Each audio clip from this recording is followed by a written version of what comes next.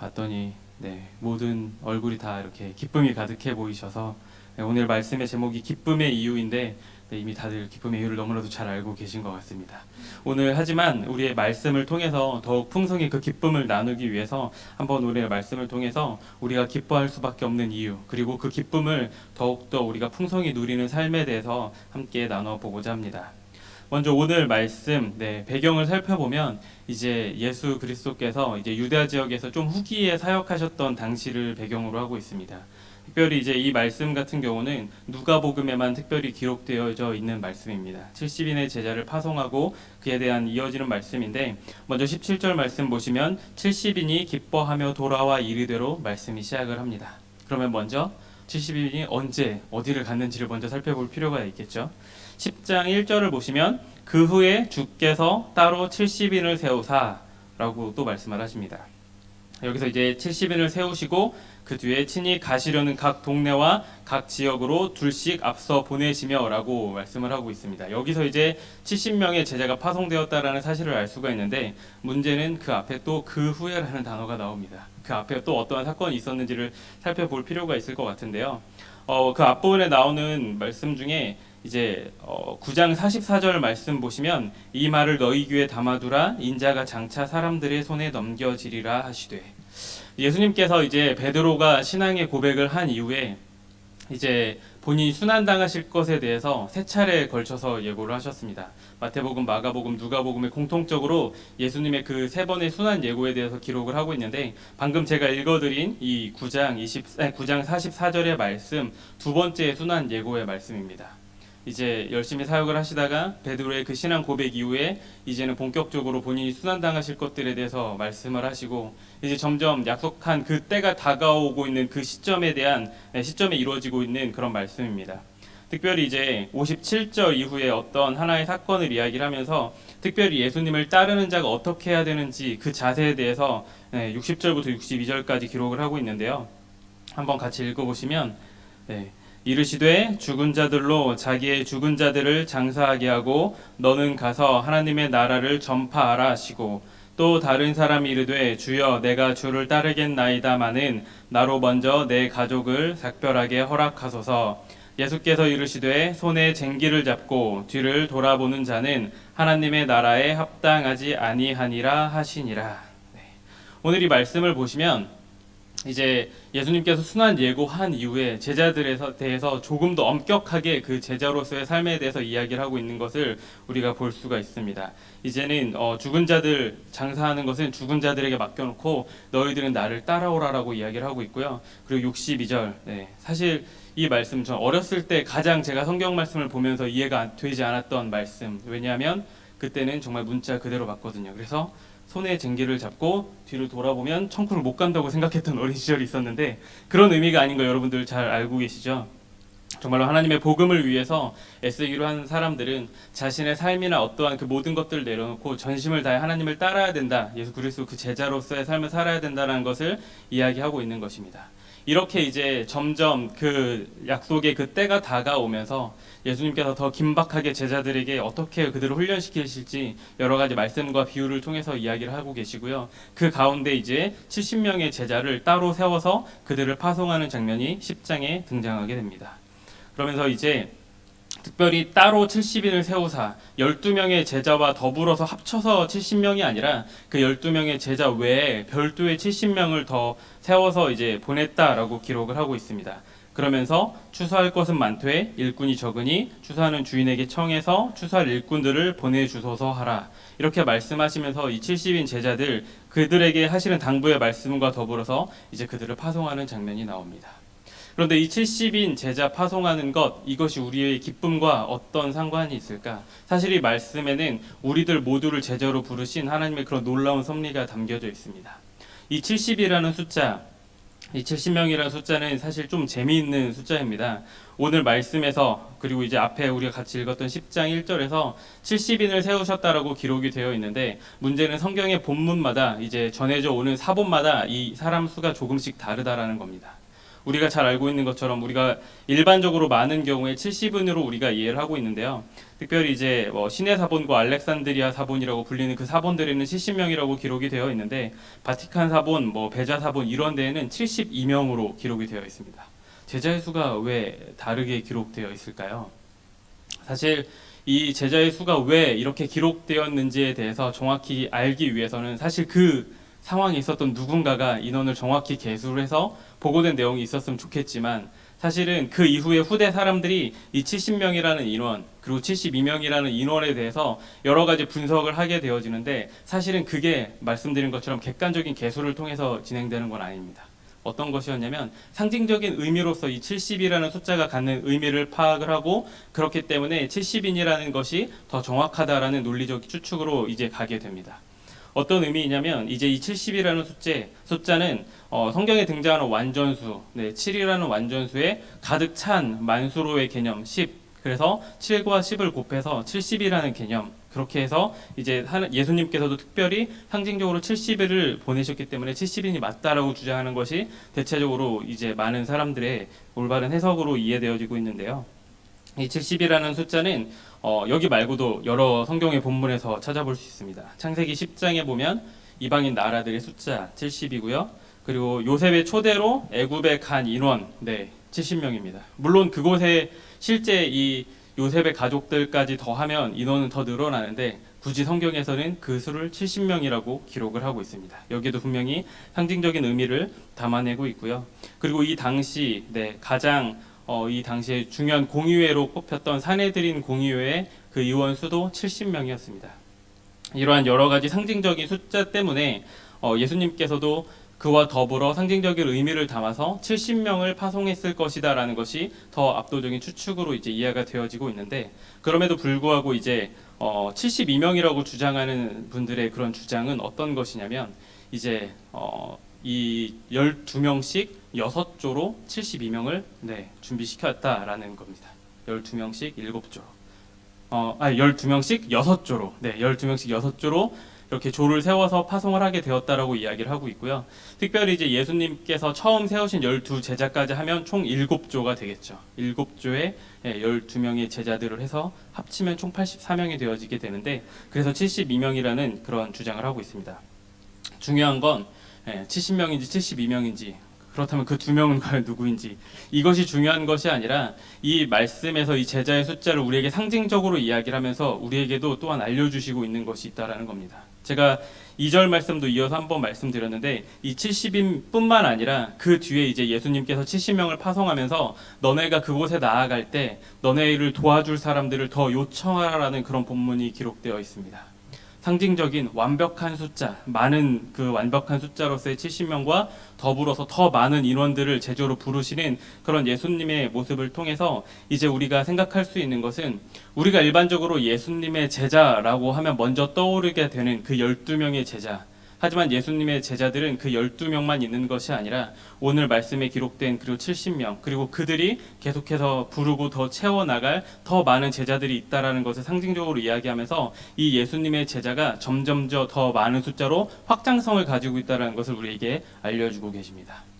물론 이제 우리가 이후에 예수님께서 승천하시고 이제 모든 사역을 마치신 후에 적극적으로 더욱더 이제 제자를 삼을 것을 사람들에게 이야기를 하시죠. 우리가 특별히 에스더 전도대가 나가기 전에 우리가 너무나도 익숙하게 잘 알고 있는 사도행전 1장 8절 함께 외우고 가는데요.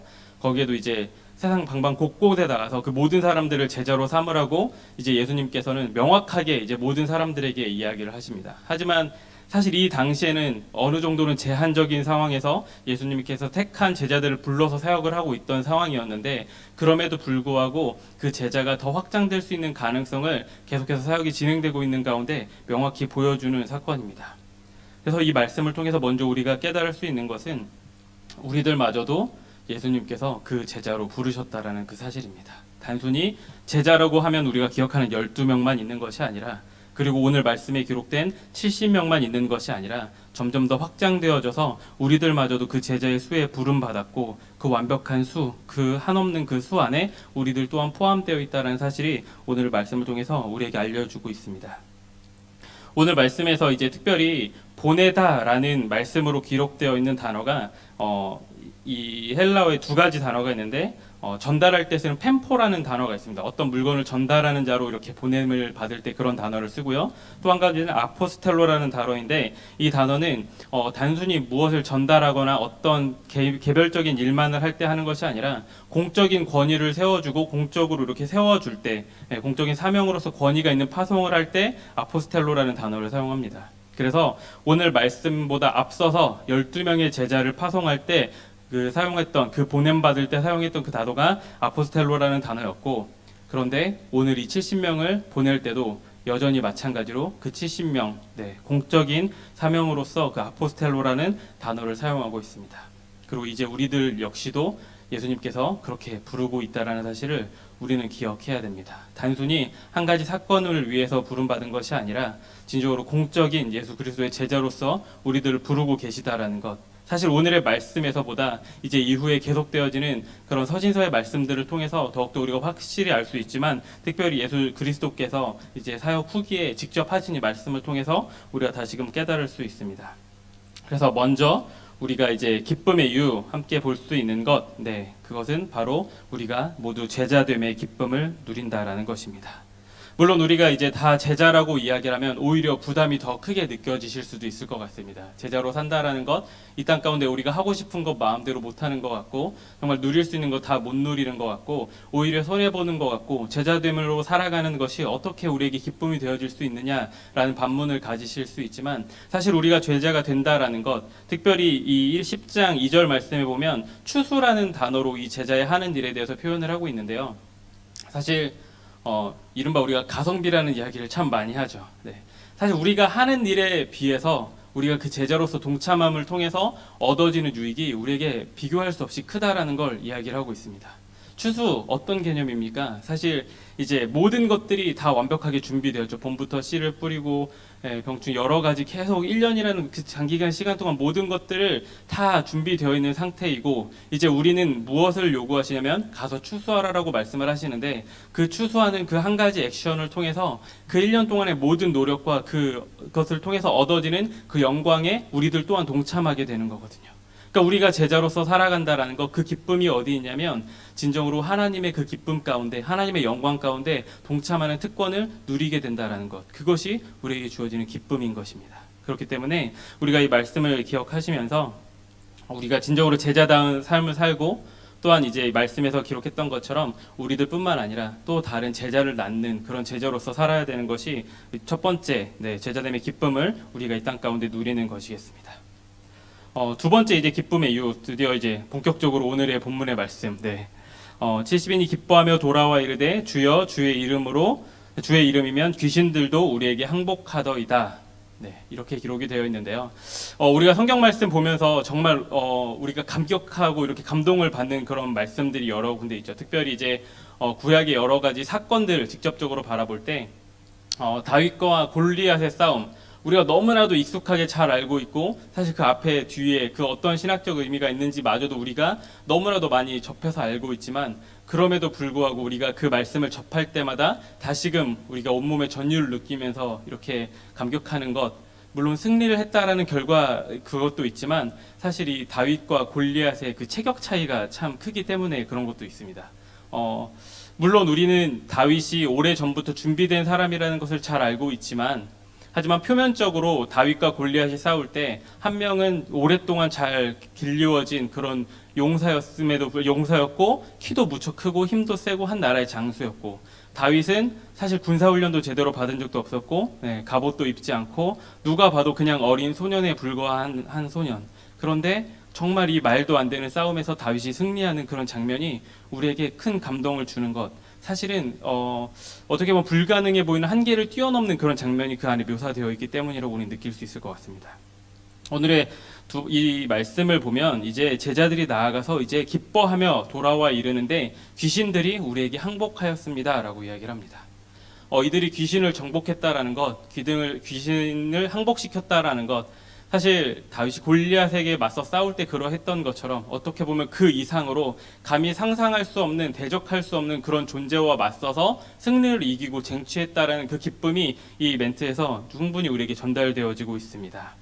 그러면서 이 말씀을 통해서 이제 제자들이 특별히 여기서 항복하더이다라고 이 성경에는 번역이 되어 있는데 사실 이게 현재 진행형으로 기록되어 있습니다. 헬라어 원어를 보면 계속해서 항복되어지고 있다라는 것을 현재 진행형으로 기록을 하고 있는데 이 말씀이 의미하는 것은 무엇이냐면 한 번의 우연적인 사건으로 정말 그들에게 우연히 능력이 이렇게 발휘되어서 한 번 이긴 것이 아니라 계속해서 귀신이 무찔러져 나가는 그런 놀라운 역사가 일어나고 있는데 그게 예수님 앞에 나와서 다시금 보고하고 있는 이 시점까지도 계속해서 이루어지고 있다라고 보고를 하고 있는 것입니다.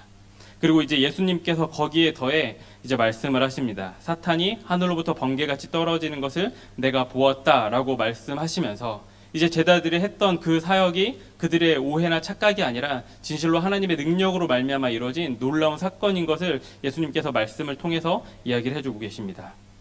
그러면서 이제 19절에 보면 내가 너희에게 뱀과 정갈을 밟으며 원수의 모든 능력을 제어할 권능을 주었으니 너희를 해칠 자가 결코 없으리라 라고 말씀하고 계십니다. 귀신, 앞서 말씀드렸던 그런 귀신, 특별히 이제 누가복음 9장에 보시면, 누가복음 8장 29절에 보시면 이제 당대 그런 귀신에 대한 좀 상징적인 그런 메시지가 나오는데요. 예수님께서 이제 귀신을 내어 쫓을 때 그때 마주했던 귀신에 대한 묘사가 나와 있는데 귀신이 가끔 그 사람을 붙잡음으로 그를 쇠사슬과 고랑에 매어 지켰으되 그 맨 것을 끊고 귀신에게 몰려 광야로 나갔더라.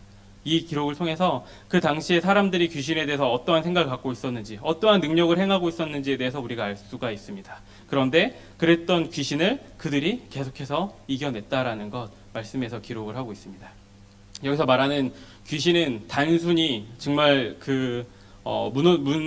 단순히 이렇게 기록적으로 된 귀신만을 의미하는 것이 아니겠죠. 상징적으로 그들이 하나님의 이름으로 나아갔을 때 그들을 대적하는 모든 것들, 물론 그 당시에는 귀신이 그들을 대적하는 어찌 보면 가장 큰 세력이었기 때문에 그것들이 무찔러져 나가는 그런 장면이 묘사가 되어 있는데 만약에 또 다른 것들이 그들을 대적하고 있다라고 하면 그것들 역시 이겨낼 것이라고 예수님께서 그 다음에 말씀을 통해서 이야기해 주고 계십니다. 특별히 이제 뱀과 전갈이 나오고 있는데 물론 우리나라에서 또 뱀은 볼 수 있지만 전갈은 우리에게 익숙하지 않죠. 하지만 그 지역, 특히 약간 그런 사막 광야 지역에서 만나는 뱀들은 대부분 독을 가지고 있습니다. 전갈 역시 독을 가지고 있어서 그 당시에 사람들에게 많은 두려움을 주고 많은 피해를 주는 존재들이었는데 그마저도 그냥 발로 밟아 이길 수 있는 권세를 주었다라고 예수님께서 말씀을 하고 계십니다.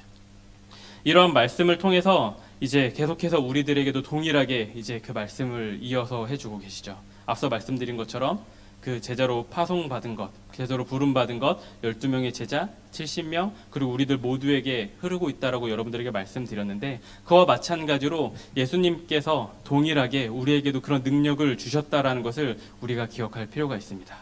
그런데 때때로 우리가 그런데 왜 우리의 삶 가운데서는 그러한 능력이 나타나지 않을까요? 이러한 또 질문을 하게 되죠.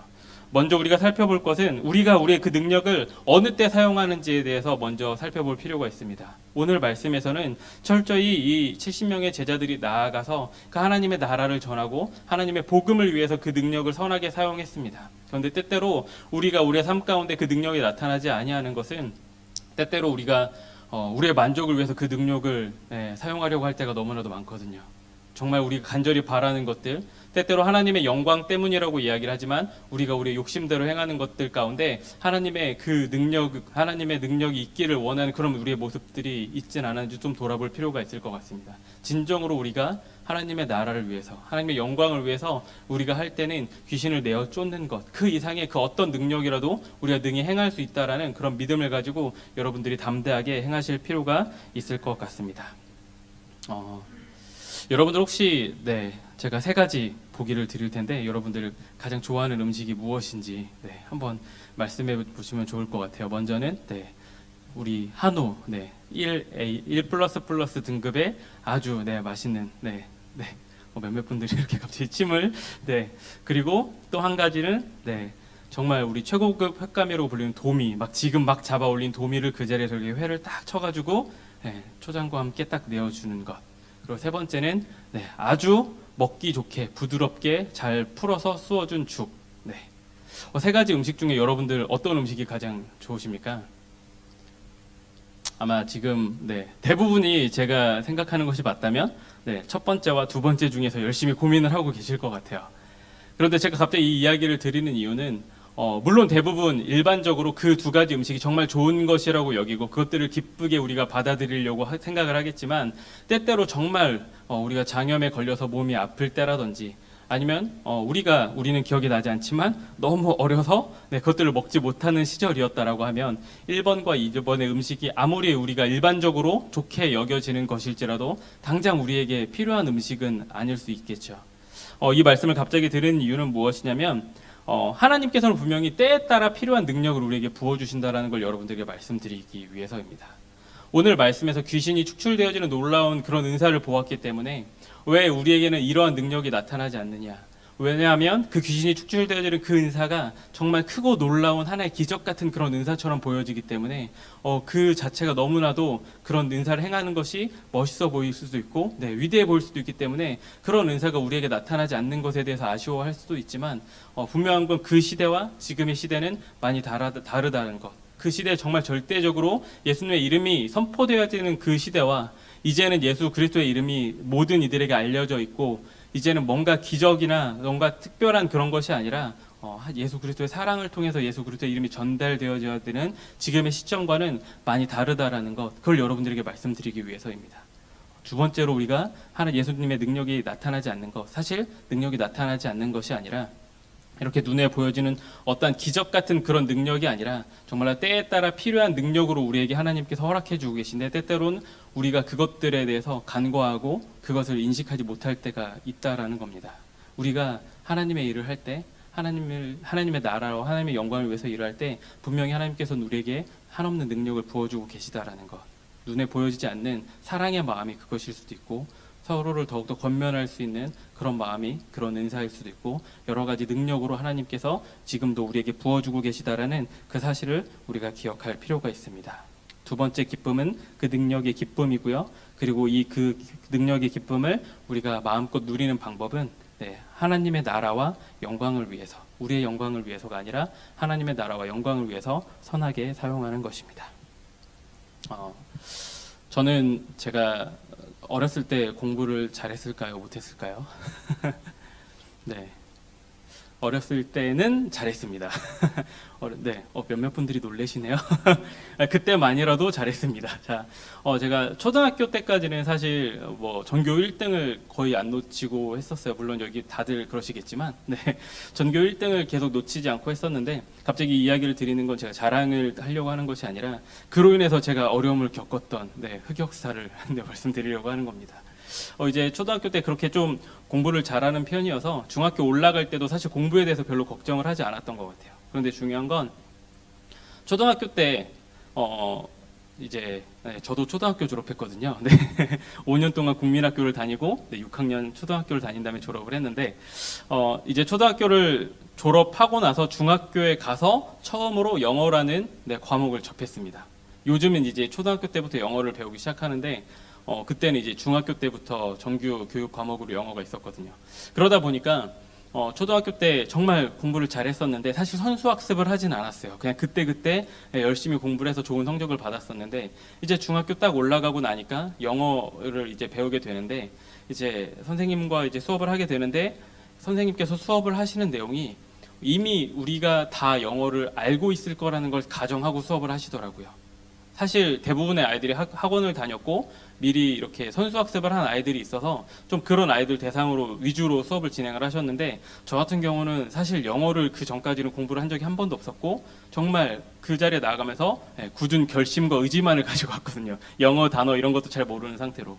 근데 이제 A, B, C 이 정도는 알겠지만 너무 기본적인 단어도 그런 모르는 상황에서 갑자기 이제 문법이랑 이런 것들을 알려주시는데 마음이 너무 어려운 거예요. 처음부터 알려주셔야 되는데 우리가 당연히 다 알고 있을 거라고 생각을 하시고 수업을 하시니까 그래서 너무나 마음에 상심을 한 나머지 영어를 과감히 포기한 이후로 지금까지 후회를 하고 있습니다.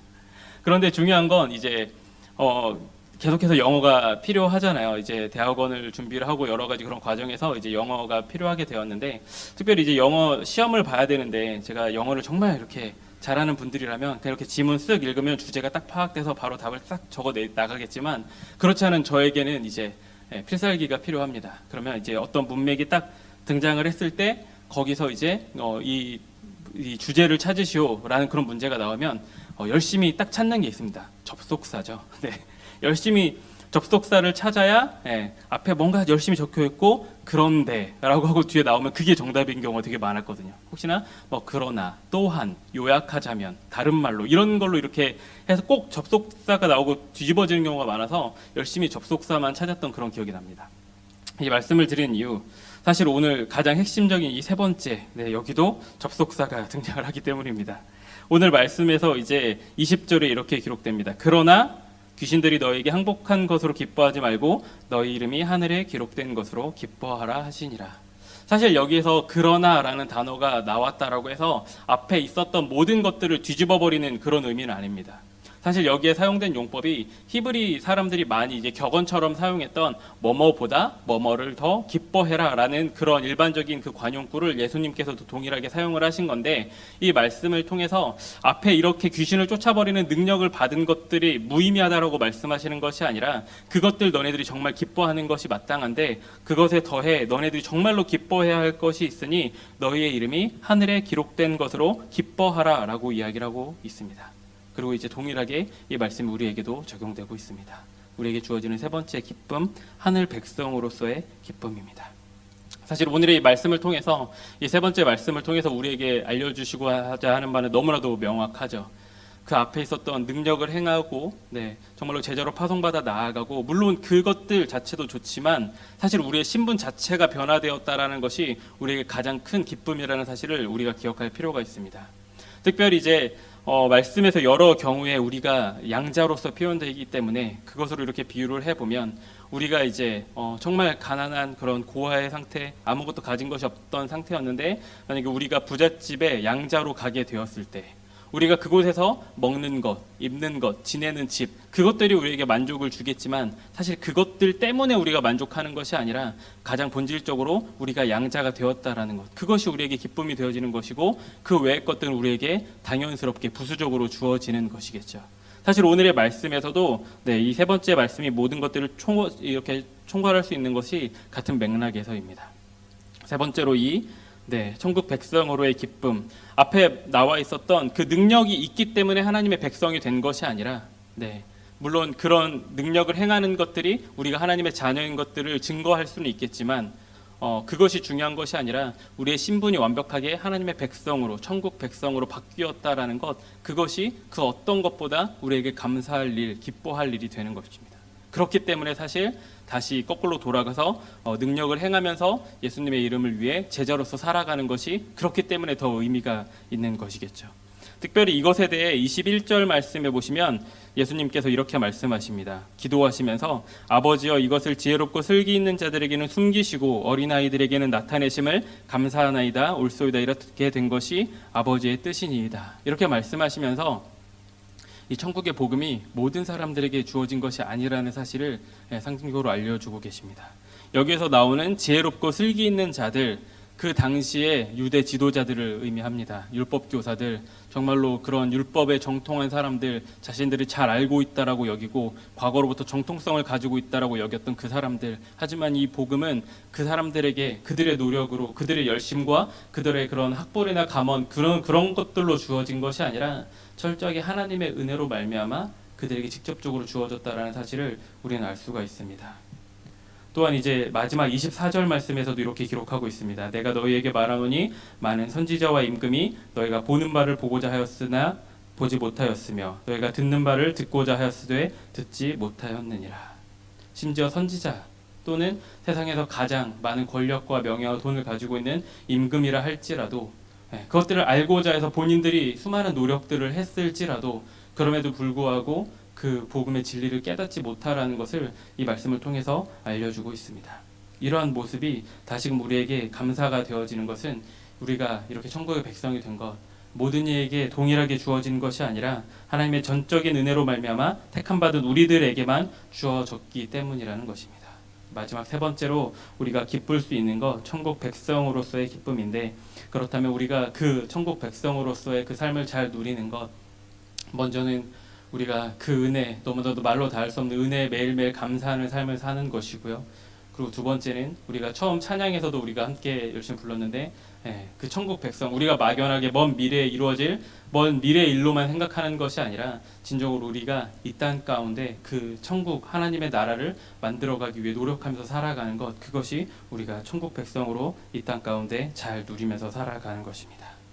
말씀을 정리해 드리도록 하겠습니다. 오늘 세 가지 기쁨을 말씀드렸습니다. 먼저는 제자됨의 기쁨, 두 번째로 능력이 기쁨, 그리고 세 번째로 천국 백성으로 이 기쁨을 말씀드렸고, 우리가 그것들을 누리기 위해서 제자다운 삶을 살아야 하는 것, 그리고 하나님의 영광만을 위해서 우리의 능력을 사용해야 된다는 것, 그리고 늘 감사함으로 이 땅 가운데 하나님의 나라를 이루어가며 살아야 한다는 것, 여러분들에게 말씀드렸습니다. 여러분들 오늘 말씀 기억하시면서 진정으로 여러분들이 기쁨을 마음껏 누리시면서 살아가셨으면 좋겠는데요. 특별히 마지막에 우리 21절 앞에 네 음절까지만 우리 한번 같이 읽어보면 좋을 것 같습니다. 이제 예수님께서 그렇게 되어진 제자들을 보면서 기뻐하면서 말씀하셨던, 그냥 예수님 스스로만 기뻐하신 것이 아니라 성령으로 기뻐하며 영적인 하나님과 소통하며 성령님과 더불어 예수님께서 기뻐하셨던 그런 기쁨의 메시지인데요. 우리 네 음절까지만 한번 읽어보도록 하겠습니다. 시작. 그때에 예수께서 성령으로 기뻐하시며, 우리 한 번 더 읽겠습니다. 시작.